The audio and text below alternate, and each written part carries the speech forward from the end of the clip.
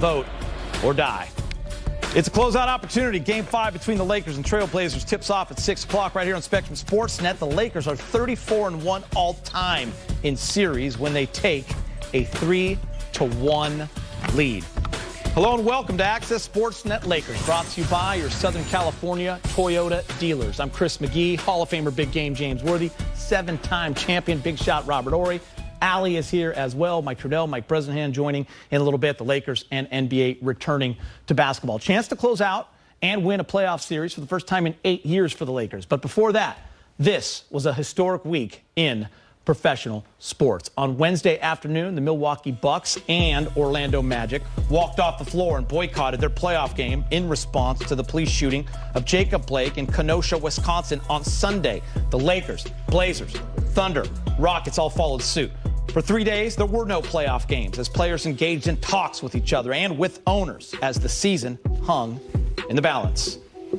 The NBA and Players Association came together and jointly announced initiatives that the players, along with the league, along with the players, will work to enact in support of social justice and racial equality. They are as follows. Number one, establish the Social Justice Coalition with reps from players, coaches, and governors focused on broad range of issues. 2, convert arenas into voting locations from 2020 general election to allow for safe in-person voting option. Create advertising spots and playoff games that promote greater civic engagement in national and local elections and raising awareness. James and Rob, we were here on Wednesday when it all went down. Over the last couple days, you've had a chance to read, to listen, to learn a little bit more. What's your takeaway, James? Well, my takeaway is that, you know, the NBA, the players, the commissioner and the front offices there are collectively, you know, taking a stand by giving this type of platform to the players to be able to do that. And the one thing that stands out the most to me is making available the arenas for voting in lieu of what's going on with the post office right now. I think that is huge to allow a place for safe voting. So the players, they're protesting. Their voices are being heard, and they're making a little bit of difference right now. So I commend them on everything they've done. But those 3 things that you just mentioned, Geeter, are you know, they're very, very good. You know, it's funny, I was sitting here and I was reading all that, but as you were saying, and I was so happy to see that these owners are stepping up and these organizations are stepping up and opening up these places for people to vote. And I think that's the biggest key. And it's like when, you know, JaVale McGee walked in with that shirt, vote or die, and everybody's listening to that. Everybody's going to go out and vote to try to make some changes. I don't, when they're voting, they got to understand that, you know, this is powerful. This is your moment to make change. We always talk about change. But are we willing to make that change, to do something to help that change, you know, advance? You got to remember, too, these young men are hoopers, right? Like, they're the best in the world at basketball. They have money. They are competing in the playoffs. They're stars. The easy route is to just play, right? It takes courage to step away from a game, to boycott a game, to go out there on a platform and use it. How proud are you of these young guys talking, learning, teaching, using their platforms? Action. Taking action. I am extremely proud because you have to look back when I played. I don't think we would have been gutsy enough to do that, because I think about what happened to Mahmoud. I think what happened to Vern. I think about all these guys who so easily got blackballed in the NBA. And so, but these guys' platform is so huge. Their brand is such a global brand, and they can step out and say things about social injustice and put themselves out there because they know that what's right is right and what's wrong is wrong, and they're trying to represent the right thing to do, and they just shouldn't have more power to the people and realize they are a part of the people. Not all these guys have made their money yet either, James. Yeah. A lot of these young guys haven't made it all yet. No, and they're out there doing it. I think they understand, you know, what's before them. And, you know, a lot of these, you know, players today, you know, they were young, you know, when, you know, or weren't even born when Martin Luther King, you know, so we've had protests. But I think they've learned from people like, you know, Congressman John Lewis, who we just lost, and they've been paying attention to what's going on the political side. And I think that's something that hadn't always been true in sports. And I think, you know, I think it's starting to materialize. They know that, you know, all these things affect them as well. They've lived this life. They've been pulled over. They've been, you know, disrespected. So they understand it. And I think they know what their platform is all about. James, I'm curious, someone that was in this league and been around a long time. Is this the most memorable week you can remember in the history of the NBA? In the NBA and just in history, period. We've never had such a diverse collective effort globally. You know, something that happens in Wisconsin get picked up in Berlin or Germany. So this is the most, interesting time as far as, protest and people seeking justice in a lot of different avenues. We have Black Lives Matter. We have people, who have other, claims that they're trying to get justice in. So I think it's just a beautiful collective effort. And this is the first time I've ever seen this in my life, so it's amazing. It's a proud moment that people are stepping up and from every race and every religion to try to make equality across the board. And when you see that, it makes you feel good. And I hope everybody know that it's just going to take time. These millennials sometimes want it tomorrow, but it's going to take time. And I just want everybody to be patient, understand, and don't forget about it, because we have a tendency to do stuff and it's okay, we push it to, we talked about it. No, we got to be about it. We got to be about it for not just today, not tomorrow, every day of our life, so our kids can have a wonderful life and not have to go through racism and injustice and all this kind of other stuff. Lakers will return to play in Game 5 of their first-round series with the Blazers at 6 p.m. right here on Spectrum Sportsnet. Now for more on the latest purple and gold, let's check in with Lakers reporter Mike Trudell. Mike, how we doing?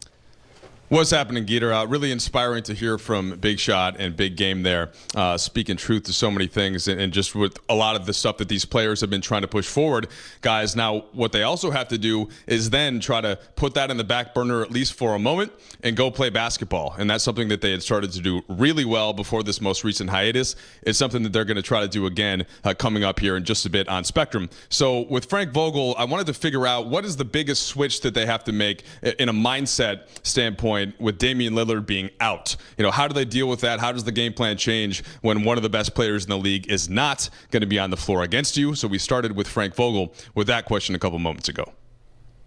Yeah, well, they still have a lot of firepower, and we have to make sure we respect that. I look at a situation like the Toronto Raptors, who lost Kawhi Leonard last year, and Siakam steps up into his role, and OG Anunoby steps into Siakam's role. And, they got a young fella out there that's fearless named Anthony Simons that I anticipate will play big minutes. We'll have two dynamic guards out there that are difficult to defend. And, again, C.J. McCollum, if you give him the keys for 48 minutes, he's capable of putting up all-star numbers as well. So we will respect the firepower of this group, and it's going to be a tough game. Hey, Frank, it's Dave. You guys clearly had a rhythm in games 3 and 4 in particular. Is there any thought of where that rhythm is right now? Is it unknown? Is it a concern? What do you think about where your guys' game level is going into tonight? Yeah, well, I'm concerned about it for sure. Anytime you're pushing to reach a certain level and you finally reach it, and we have a couple of days like we had the last couple of days, that were emotionally heavy and off our feet and away from the basketball court and away from our normal work. There's always a concern of regaining that rhythm, but our guys they've worked extremely hard in this bubble. They know what we have to do to win tonight, and I expect them to come out and compete at a high level. Hey, Frank, what stood out to you with Ron's leadership these past few days, given what's been going on? Well, I've said it since I've been here. He's the best leader I've ever been around, and he's been real and just someone that everybody looks up to see how they're responding to everything. And, obviously, where this all landed, had something to do with his voice and his action. And, obviously, more importantly, the things that went into place, the action items that went into place for social injustice, I think his fingerprints were on that as well. So, I'm just continue to be impressed with him as a leader, and the Lakers and Laker Nation, we're all lucky to have him. All right, guys, fair play there from Frank Vogel. Now, just a couple of quick injury updates. Rajon Rondo not going to play tonight. Remember, he had the back spasms that he suffered a couple games ago in warmups, and then Deion Waiters has a migraine. So he is a bit of a game-time decision. Vogel said he thinks he'll be able to go, but not sure if so. Therefore, probably somewhat of a similar rotation as we saw in the previous couple games, Geeter. All right, Mike, great update. Appreciate that. We'll now show you the projected starting lineups for Game 5. As Mike just told you, a couple guys not playing, and the big one, Dame Lillard for Portland. So Gary Trent Jr., C.J. McCollum, Carmelo, Nurkic, Hassan Whiteside. They're going with the two bigs. Lakers will counter that. A.D. JaVale, Danny Green, KCP, and LeBron. Coming up on Access, when Cap speaks, people listen. Laker legend Kareem Abdul-Jabbar shares his... Something special, too. But we know there's things that are more important than that, than winning a championship, because we're going to be black men forever, and that's not going to ever change. But we're still here now because this is probably the better way to do it, to keep our platform, for everybody to use this platform to speak up, and not just be when we disperse, because when we're divided, we're not as strong. Most of our guys, a lot of our top guys, most teams wanted to be here, wanted to play. But if we don't stand for nothing, we won't get anything done. So we were willing to walk away from it if we had to. There's no one solution that's going to cater to everyone. We're going to do what's right and what's going to be best for the majority, of course. Because if we decide to leave, that decision wouldn't have benefited everybody. We're here now because we've always been here. We always wanted to be here. We always wanted to play. And if we didn't want to be here, we would have never came into the bubble. Welcome back. I'm Allie Clifton as we welcome in our Lakers insider, Mike Bresnahan. It's time for Brez's three-point play. 3 things that you will have your eyes on as the Lakers return to the court here tonight, Brez, and we continue the conversation with Danny Green. Yeah, no doubt about it. Some really powerful words right there from Danny. Really appreciated that. He spoke for over 20 minutes to the media yesterday, and he didn't just touch on racial inequality. He also talked about a very important situation in the bubble, mental health. He was asked about Paul George, who admitted recently he's really struggling with depression and some anxiety for being cooped up for so long, and it affected Paul in a few of his games with the Clippers. And Danny said, you know what, I understand completely. You know, when you're in the bubble, not much to do, kind of scroll through your phone, go on social media, and if you're not playing well, you're also getting hit pretty hard by some trolls out there, Danny said. And he said, hey, I completely understand. I wasn't playing well at the start. And of course, you know, you kind of feel the walls closing in a little bit at a time. Good news for Danny Green, though. His last 2 games, averaging about 11 points a game and shooting 63% from three-point range. So all systems go for him. But again, a very important social topic brought up by him yesterday. Absolutely. And when it comes to things between the lines, the Lakers with an opportunity to close out tonight, which means it's the first time the Blazers are facing elimination since this series has started. What's the latest with Portland? Yeah, it really hurts it for them that Damian Lillard is out of the bubble. He's got that sprained knee. He will not be playing again the rest of the season. Now, Frank Vogel said something very interesting. We just kind of heard it a few minutes ago on the air. Don't sleep on them. They still have some weapons. C.J. McCollum actually filled in for Lillard back in February and March. Dame had a groin injury at the time. And McCollum was great. Averaged 33 points and 8 assists during that 6-game run. The problem for Portland, though, is you got a good player in the backcourt still. Now you have to bring Gary Trent off the bench, put him in the starting lineup. He's not having a real good series, averaging about 8 points.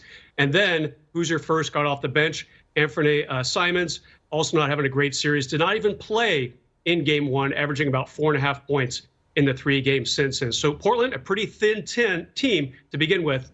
Now they're really depleted. We also just heard Frank talk about his own squad, who we haven't seen play since Monday. What's the latest with the Lakers?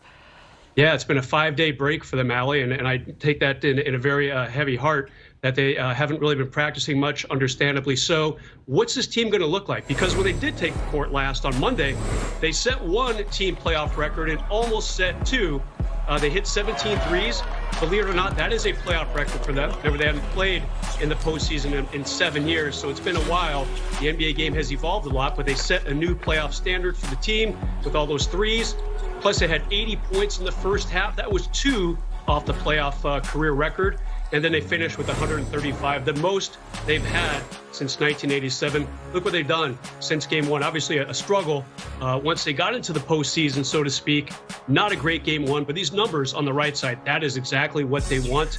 The three-point percentage has more than doubled in the last 3 games compared to that playoff opener.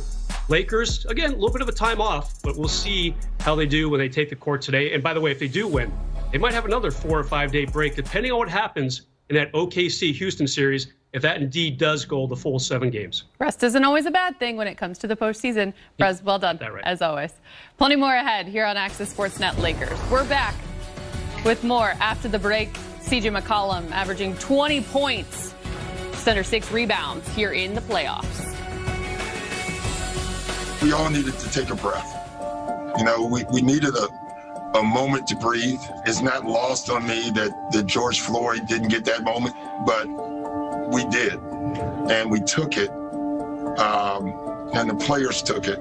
This is a real significant moment in time, not only playing basketball between the lines, but what's taking place outside the lines. And I think for that, these guys are an incredible group of people that are going to be able to do both. It says a lot about us, says a lot about our league, that it gives us the platform to speak up. We understand how strong our voice is, how powerful our voice is, and, you know, ultimately we decided if we go away from this stage, we don't necessarily have that same platform. So we stood in solidarity. You know, we're going to continue to play, but we're also going to continue to make sure that our voices are heard. Legend Kareem Abdul-Jabbar recently wrote in The Guardian about the current athlete protests. For me, what really brought the hearth fire of hope back to life was the instantaneous support of other sports teams and athletes. Major League Soccer, in which only 26% of players are black, postponed 5 games that day, with players from 2 teams, Inter Miami and Atlanta United, locking arms and refusing to play.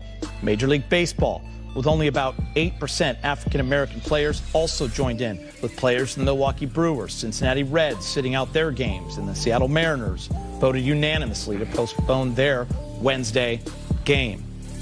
In the past, these mostly white sports would have taken days, even weeks to respond, let alone join in any form of protest, especially boycotting games. When I boycotted the 1968 Olympics because of the gross racial inequities, I was met with a vicious backlash, criticizing my lack of gratitude for being invited into the air-conditioned big house where I could comfortably watch my community swelter and suffer. This week, American athletes demanded better and rekindled our hope in America. James Kareem talked about boycotting in 1968. Here he is, 52 years later, fighting the same fight for social justice, and the voice just as powerful.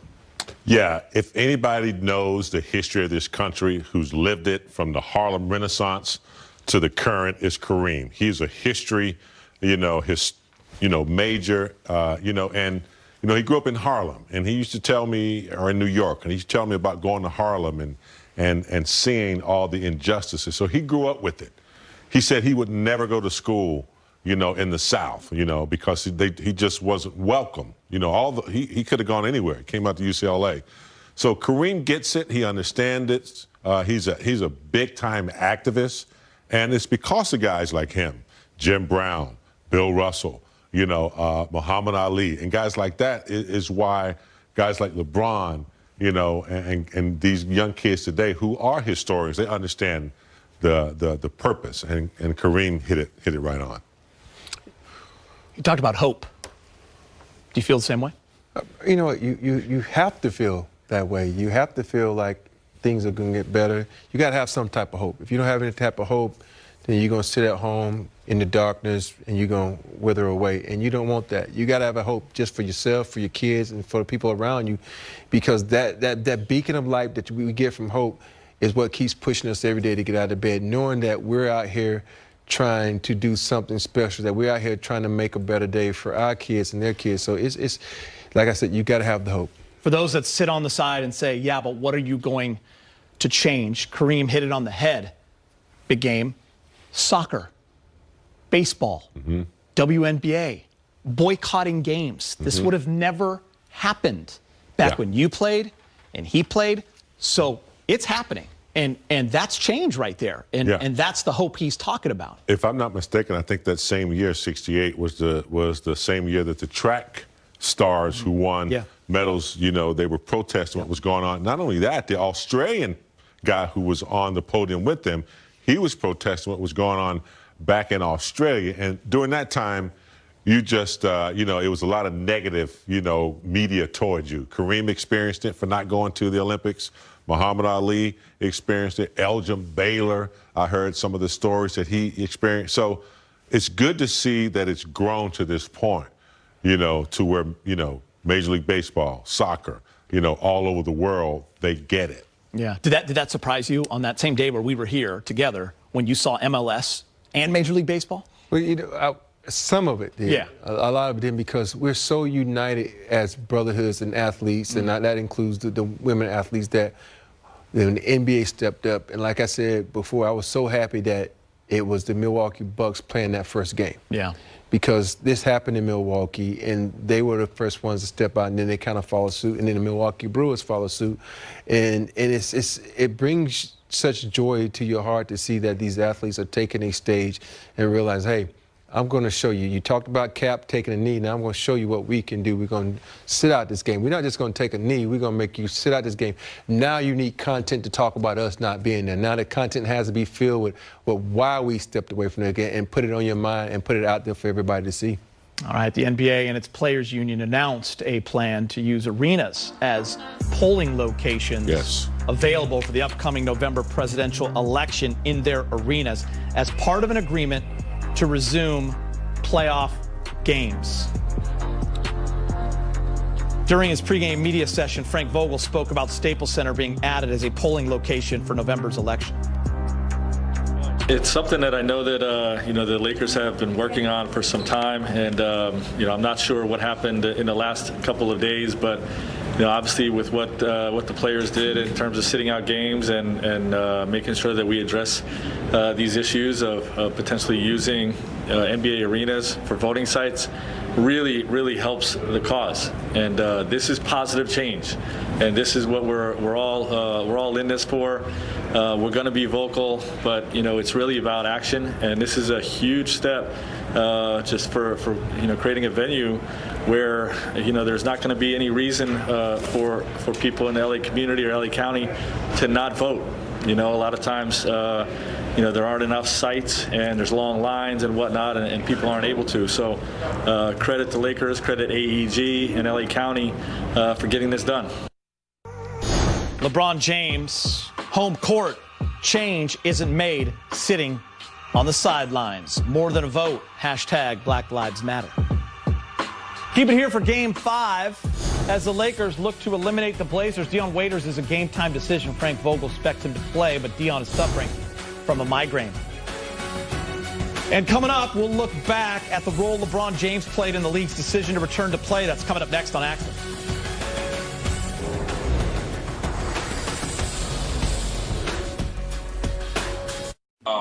You know, I just want to put the notice out there of the Jacob Blake situation in Milwaukee. You know, just such a terrible situation that we're going through in this country still after so many years of this. You know, for a man to get shot 7 times by cops, unarmed, in front of his kids, you know, that's scary. And, you know, not only for me, but, you know, every African American, every minority in this country. Obviously, the things that's going on now and happened today, you know, with Jacob Blake, which is totally unacceptable. You know, and you know, we definitely want to use our voices for that, you know, victim as well. And you know, he's one of the lucky ones because he survived. Once you see the current events that's going on today, it just make you go back to your childhood and remember, you know, why you're afraid.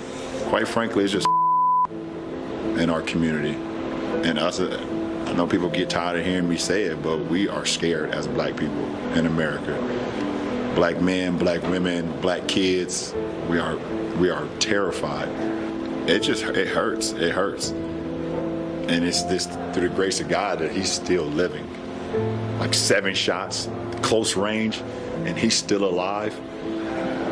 That's through the grace of God right there. To the Jacob Blake family, I just want to let you know, for people that have a platform, we're going to continue to say your name and get justice for you, along with Breonna Taylor and every other victim of police brutality.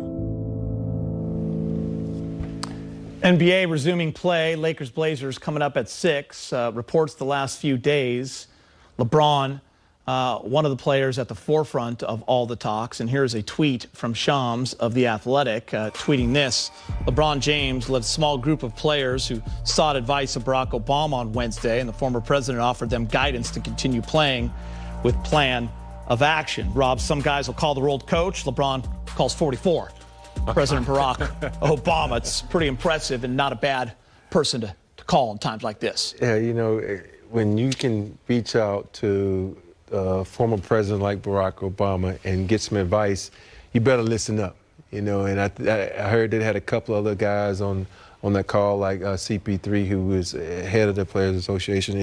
It's great that you can get some advice, because this guy has been in a lot of boardrooms, advised a lot of head of states. He's been in a lot of situations that are bigger than this situation, sort of, you know, like this is, but it's great to have a voice like Obama's to give somebody, you know, some guidance. Yeah, the modern day athlete has evolved into more than just, you know, being a presence on the floor. Now, we've always had guys that, you know, had, you know, contacts and that were doing stuff in the community and had social awareness, you know, Kareem being one of them. We talked about some of the other ones. But the modern day athlete like LeBron, to be able to be involved in the community, set up schools, you know, in the movie industry, and then to be able to have those contacts where you can call Barack Obama on the phone for a serious issue, someone who could lend you like real advice. Not to say no one else can, but that is the LeBron that, you know, the athlete of the modern day. And it sounds, Rob, from what everyone's reading in the reports that have come out over the last few days, LeBron and others adamant about a plan of action and what that's going to look like. And that's just not the players, it's the owners. It's not just, hey, let's boycott a game. All right, let's go back and play. There has to be a plan. Yeah, they all came together and said, okay, we boycotted. Now we got everybody listening to us and looking at us. What are we going to do? This is the plan of action that we're going to start out with. And I know there's some other plans in the works that they're going to get out and put out there. So, but you have to start somewhere. You know, the voting centers and all the other things that they got in place is huge, because now they're letting everybody know, look, we have a platform. We're not just going to sit back and let you praise us. We're going to praise you for supporting us and putting us on this platform. Chris Paul adamant about every player in that meeting registering to vote, literally walking them through the process. And James, a lot of young guys aren't registered. How important is that vote? Like, you had daughters when they were growing up, and it was time to that they were allowed to. I'm sure you told them how important it was. Look, I turned 18. I didn't vote till I was 21. You know, so I got in my early 20s. But you know, Snoop Dogg said he's going to vote for the first time ever. But it's critical. You know, if you look at, you know, the polls last year of where the wins came from, there was a lot of black young people that didn't vote. You know, a winner would win by like 30,000 votes, and you'd look at the registrar, and maybe 150,000 kids didn't vote. So it's critical for them to understand, you know, a lot of them are on their parents' insurance until they're 26 and all that kind of stuff. They need to understand that at some point they're going to be there. So they got to get involved in voting, not only nationally, but most importantly on the local level. That's where a lot of people forget to vote. And so I think it's critical that LeBron and what he's doing, is all these other CP3 and what they're doing, it's critical. It's not just, you know, an event. It's critical to keep going. For me, I think this is like a starting point, and James hit on it. It's just not, you know, on a national scale, it's on a local scale, because that's where a lot of things can get changed. You know, now you're looking at who's this sheriff in office. Oh, we got to vote for him. Who's this guy? Who's your mayor? Who's your mayor in office? You know, and this is where it starts, because this can open your eyes up and say, well, it's not just the national stage, it's a local stage that we can get somebody in there that we believe in. We can get somebody in there we have some type of confidence in, that's not going to only look out for the big dogs. And that's what these guys are learning little by little. I had to learn that. You know, we all have to learn that little by little and move on and not just sit back and say, well, my vote don't count, because your vote does count. Good work, guys. All right, 2020 has been like a year unlike any other. For more, go to Allie Clifton. And you call on number 11 for that over here, because that's right. Yeah, 2020. It has been tough as we know it. And then yesterday, we learn of the passing of a dear friend and fan of many in the NBA, an icon, actor Chadwick Boseman. A 4-year battle with colon cancer that took his life at the young age of 43. The NBA community shared their love for Chadwick through several heartfelt